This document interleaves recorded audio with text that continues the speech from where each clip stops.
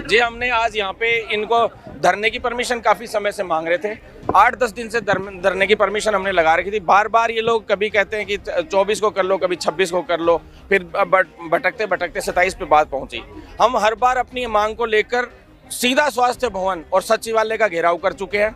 अब की बार हमने शांतिपूर्ण तरीके से शहीद स्मारक पे हमारा घेराव किया है, प्रदर्शन किया है, यहाँ महापड़ाव डाला है और हम लोग आज यही सोच कर आए हैं कि हमारी मांग पूरी नहीं होगी तब तक हम नहीं जाएंगे। जिसमें मुख्य रूप से जो मांगे हैं हमारे सीएचओ साथियों की सभी की, जो ये है कि भी एक तो नियमितीकरण जो है पूरी तरह से स्पष्ट जो गाइडलाइन है, जो सीएसआर रूल्स में इन्होंने संशोधन भी किए हैं। 3 साल बाद परमानेंट का इन्होंने कहा है और 1 साल का अनुभव 3 साल गिना जाएगा पुराने लोगों का, नए लोगों का 1 साल अनुभव गिना जाएगा, लेकिन उसमें 2 साल का होना चाहिए। दूसरा जो इसमें सबसे बड़ा संशोधन है वो है कि टर्मिनेशन वर्ड यूज किया गया है, वो नुकसान है। लेकिन सीएचओ को इसमें एक ये नुकसान हो रहा है कि इनको कॉन्ट्रेक्चुअल सर्विस रूल्स के अकॉर्डिंग ज्वाइनिंग दी गई थी पहले, उसके बावजूद इन्होंने समय बाद में गिना है जब ज्वाइनिंग अब करवाई है लेट, जबकि ज्वाइनिंग उसी वक्त की होनी चाहिए थी जब इनको सीएसआर रूल में ज्वाइनिंग दी तो उसी वक्त की होनी चाहिए थी। मुख्य रूप से इसमें 3 मांगे हैं जो सीएसआर रूल से हटके जो 3 मांगे हैं वो मुख्य रूप से यही है कि 32 + 8,000 या 40,000 जो है इनका इंसेंटिव मर्ज करके, मतलब बेसिक सैलरी है जैसे वेतन है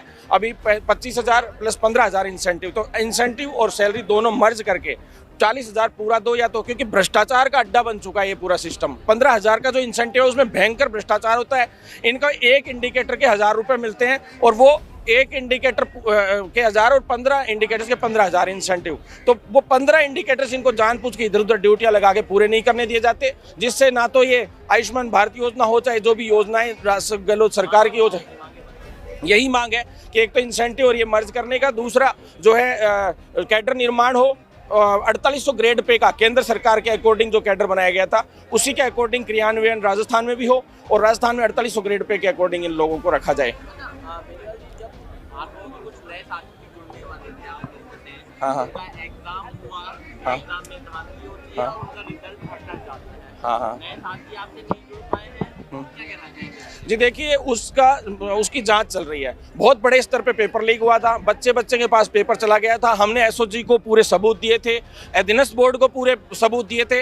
मतलब जो बच्चे एग्जाम सेंटरों के सामने गोला बनाकर बैठ कर पढ़ रहे थे उस पेपर को, वो पेपर तक ये 100 में से 87 क्वेश्चन जो है वायरल हुए थे, उसका ना तो इन्होंने कोई निर्णय किया अभी तक स्पष्ट। एसओजी की जाँच ही उसमें अब तक चल रही है। उसमें या तो इनको जो 19 मार्च को वापस पेपर कराने की बात हुई थी, तुरंत प्रभाव से इनको पेपर करा देना चाहिए था, कोई दिक्कत ही नहीं थी। और ऑनलाइन एग्जाम जो है, मैं सबसे अहम बात इस मामले में ये रखना चाहता हूँ, ऑनलाइन एग्जाम सभी भर्तियों में कर दो आप, जिससे क्या है किसी प्रकार का कोई दिक्कत ही नहीं रहे और पेपर लीक होने की तो कम से कम संभावना नहीं हो। ज़्यादा से ज़्यादा कोई कंप्यूटर हैक भी हो जाता है तो 10-5 जगह पे मान लो जो है कोई घपला करने के चांसेस रहते हैं, उन पे आप कैमरों से नज़र रख के और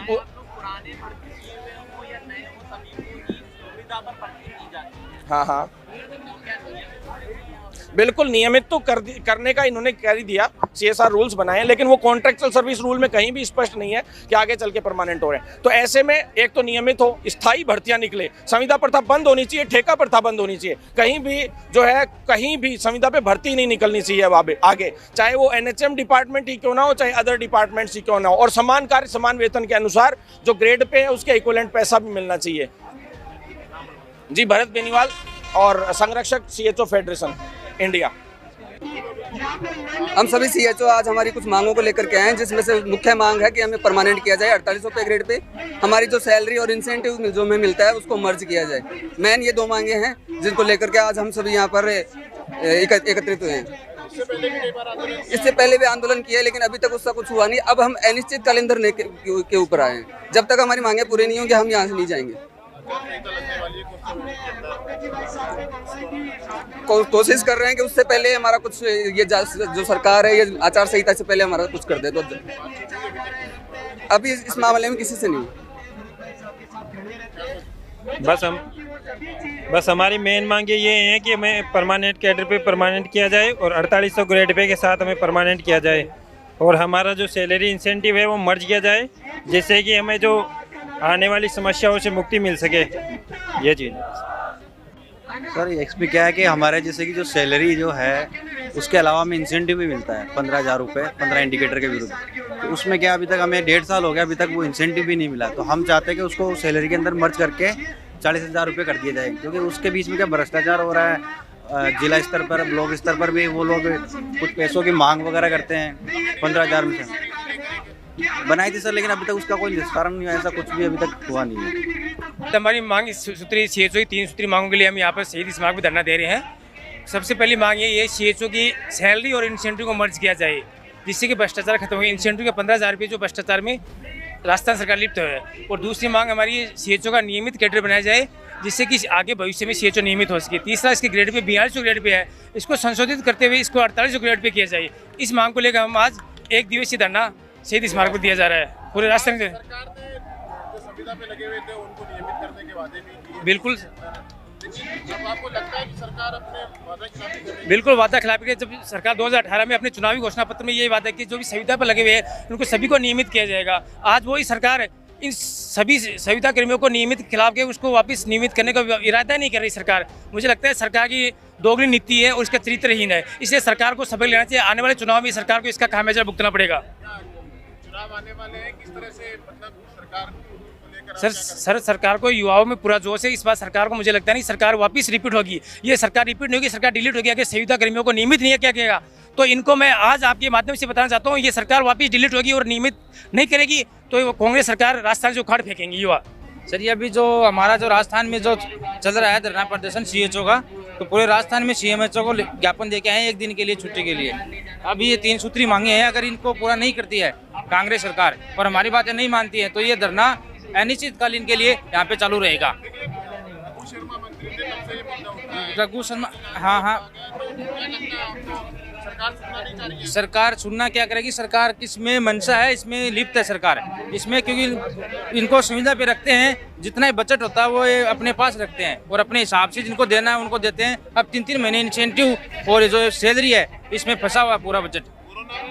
कोरोना में बहुत काम किया है, 9-9 घंटे ड्यूटी की है, लेकिन कोई मतलब नहीं है। सैलरी अभी तक अटकी पड़ी है पूरे राजस्थान में, देखोगे तो अभी तक सैलरी नहीं मिली उसकी। 9-9 महीने हो गए सर। हम सभी आज से सामूहिक हड़ताल पे हैं, सभी CHO। हमारी मांगे यही है 4800 ग्रेड पे। हमारा मेन मांग यही है कि हमारा कैडर बनाया जाए CHO का। अभी तक कैडर भी नहीं बनाया सरकार ने, और सरकार अपनी जो संविदा कर्मियों को नियमित का जो वादा कर रही है उसके उल्टा कर रही है, क्योंकि संविदा कर्मियों को वापस संविदा कर्मी के रूप में रख रही है। अब परमानेंट करने की मंशा होती तो सरकार करती। अब तो मेरे को लगता नहीं कि सरकार को अब डिलीट करना पड़ेगा, सरकार को बदलनी पड़ेगी। अब विरोध हमारा शांतिपूर्ण विरोध रहेगा, उसके बाद देखेंगे हम। अगर तो फिर सरकार को वोट की चोट से हटा देंगे फिर। जी नमस्कार। हम लोग यहाँ पे एक धरने के लिए आए हैं। सामुदायिक स्वास्थ्य अधिकारी जो संघ है हमारा फेडरेशन की तरफ से, दरअसल धरना इस चीज के लिए दिया जा रहा है कि गवर्नमेंट से हमारी 3 मांगे, अभी के लिए सिर्फ 3 मांगे। एक तो हमारा नियमित जो कैडर है उसका निर्माण हो, साथ ही साथ में हमारा जो ग्रेड पे है वो 4800 ग्रेड पे होना चाहिए। इससे कम में हम लोग काम नहीं करना चाहते। और तीसरा है हमारे यहाँ पे गवर्नमेंट की तरफ से 25,000 प्लस 15,000 रुपये जो सैलरी दी जाती है, 15,000 यहाँ पे इंसेंटिव के लिए दिए जाते हैं। हम ये चाहते हैं कि इस इंसेंटिव को मर्ज करके या तो कम्प्लीटली जो सैलरी हमारी वो 40,000 की जाए, या फिर एक बीच का रास्ता निकाल के 32,000 प्लस 8,000 किया जाए। क्योंकि इंसेंटिव के नाम पर पूरे राजस्थान के अंदर बहुत बड़ा एक फर्जीवाड़ा हो रहा है। कभी MO से प्रॉब्लम होती है, कभी BCMO से, कभी CMHO लेवल से, कभी DPM लेवल से, बहुत सारी प्रॉब्लम्स आती है। और दूसरा, फंड की वजह से कई बार जो CHO है उसको पेमेंट टाइम पे नहीं मिल पाता इंसेंटिव का जो है। अभी बहुत सारे जिले ऐसे हैं जहाँ पे हमारे जो CHO साथी उनको 17-18 महीने हो गए, लेकिन अभी तक इंसेंटिव के नाम से कुछ भी नहीं मिला है। तो हम गवर्नमेंट से गुजारिश है, हमारी एक रिक्वेस्ट है कि या तो इसको मर्ज किया जाए सैलरी प्लस इंसेंटिव को, या फिर अगर मर्ज नहीं करते हैं तो 32+8 वाला जो फॉर्मूला है बिहार की तर्ज पे, बिहार सरकार ने ये एक फॉर्मूला अपनाया है जहाँ पे उन्होंने 32,000 सैलरी प्लस 8,000 इंसेंटिव है। इंसेंटिव के कुछ पॉइंट्स उन्होंने निर्धारित किए जो भारत सरकार जो है आयुष्मान भारत के योजना के तहत जो ये प्रोग्राम चल रहा है उन्हीं पॉइंट्स को जो है इसके अंदर इंक्लूड किया जाए। बाकी अदर पॉइंट्स को इंक्लूड करने का कोई सेशन नहीं है। 8,000 में उन्हीं पॉइंट्स को रखा जाए जो आयुष्मान भारत के योजना के तहत जिनको पूर्ण करना होता है।